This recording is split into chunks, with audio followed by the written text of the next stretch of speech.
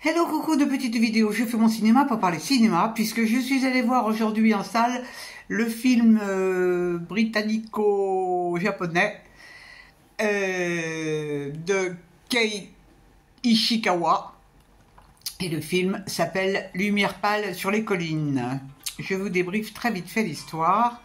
Ça se passe en 1982, en Angleterre, où une femme a immigré après avoir vécu de Nagasaki, et elle a été mariée, elle a eu une fille qui s'est suicidée, et elle a eu une deuxième fille qui vient lui rendre visite alors que cette femme s'apprête à vendre sa maison et à déménager à nouveau. Et cette deuxième fille s'appelle... comment elle s'appelle cette deuxième fille bon, peu importe.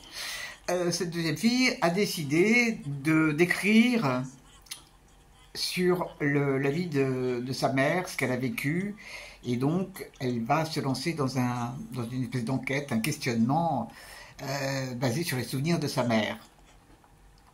Et donc il y a des tas de choses qui vont se passer. Le film fait des rappels arrière.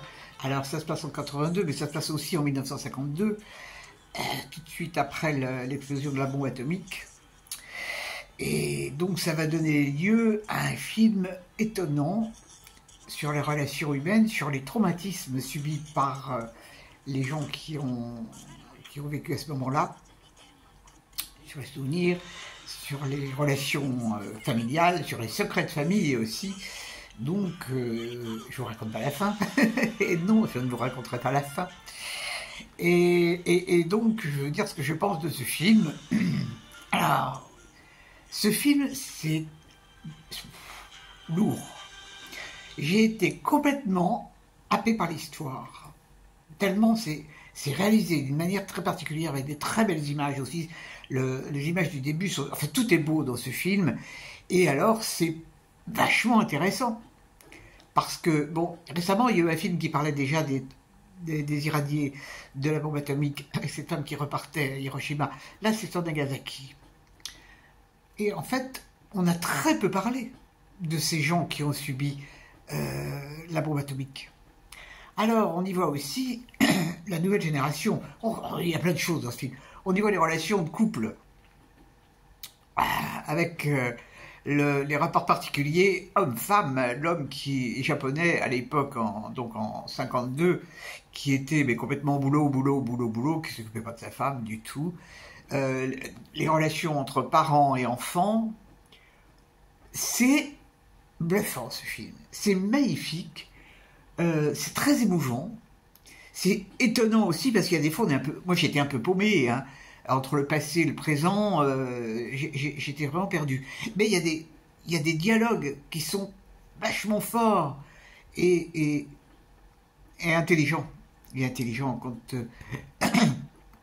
quand un ancien élève voit son ancien professeur et lui dit maintenant il va falloir changer, parce qu'il avait écrit un article sur ce professeur qui était pas très sympathique, le professeur n'était pas content du tout.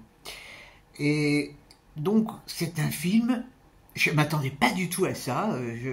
Bon, je savais que j'avais vaguement eu des échos, mais là, je dois dire, chapeau. C'est magnifiquement interprété en plus. C'est incroyable ce film, vraiment. Alors ça dure 2 heures, mais on aurait presque envie que ça dure plus. Parce que c'est tellement passionnant. Wow. Et ça fait réfléchir sur beaucoup de choses. Je suis ressorti, j'avais pas la tête au carré quand même. Hein. Mais je pense que je vais encore y repenser tout au long de la soirée. Parce que c'est fort. Bon, c'est vrai que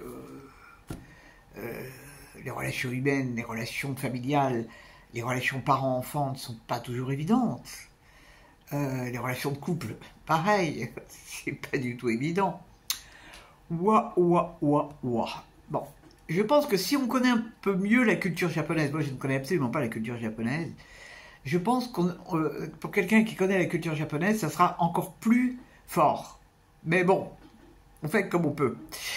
Donc, c'est un film c'est pas un film grand public. C'est certain que ça va pas plaire à ceux qui aiment les tuches. Bon, mais chacun a le droit d'aimer le cinéma qu'il aime. Et donc ça s'appelle Lumière pâle sur les collines. Et vraiment, un très très beau film.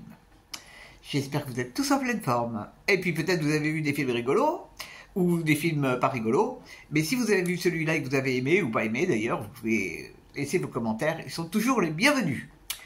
Je vous dis salut salut, à la prochaine pour parler cinéma ou autre.